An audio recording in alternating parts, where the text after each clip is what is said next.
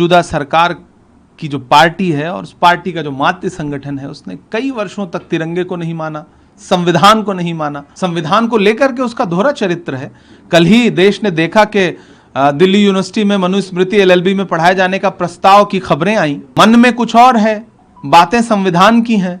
ये सरकार तो लगातार संविधान से खिलवाड़ करना चाहती है। ये हेडलाइन मैनेजमेंट करने की एक कोशिश है। सरकार बहुत सारे मुद्दों पे घिरी हुई है तो हेडलाइन मैनेजमेंट करना चाहती है। दरअसल मौजूदा सरकार की जो पार्टी है और उस पार्टी का जो मातृ संगठन है उसने कई वर्षों तक तिरंगे को नहीं माना, संविधान को नहीं माना।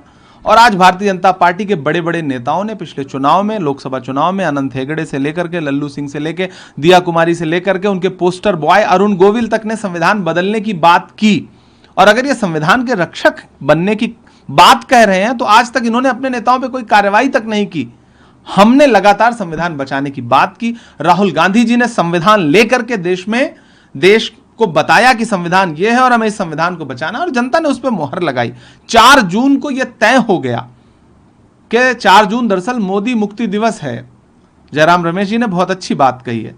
और यह सरकार अब कितनी भी कवायद करे, कितने भी इस तरह के नोटिफिकेशन करे, उसका जनता पे कोई असर नहीं पड़ने जा रहा है। और होना तो यह चाहिए था कि 2 करोड़ नौकरियों का नोटिफिकेशन होता, युवा तो उसका इंतजार कर रहा है। महंगाई का नोटिफिकेशन होता, कम हो रही है महंगाई। लेकिन यह सब छोड़ करके इसको मुद्दों से ध्यान हटाना है सरकार को, इससे ज्यादा कुछ भी नहीं। हम संविधान बचाने की लड़ाई कल भी लड़ रहे थे, आज भी लड़ रहे हैं और आगे भी लड़ते रहेंगे। और इस सरकार को संविधान से खिलवाड़ नहीं करने देंगे। लेकिन शब्दों के धनी हैं जो सरकार ने शब्द चुने हैं, संविधान हत्या दिवस, जिन्होंने उनका तर्क है कि जिन लोगों की जाने गई, जो परेशान हुए, उन्हें भी देश याद करेगा। आपको लगता है कि सरकार का ये जो कंसर्न है, ये ऑपोजिशन के नेता, आप लोग खुद जो लगातार चुनाव प्रचार में संविधान को थ्रेट बताते रहे, उसको एक तरीके से काउंटर करने की? देखिए, सरकार लगातार दोहरा चरित्र रख रही है। संविधान को लेकर के उसका दोहरा चरित्र है। कल ही देश ने देखा कि दिल्ली यूनिवर्सिटी में मनुस्मृति एलएलबी में पढ़ाए जाने का प्रस्ताव की खबरें आई। बाद में जब पूरे देश में विरोध हुआ तो उस प्रस्ताव को खारिज किया गया। तो मन में कुछ और है, बातें संविधान की हैं।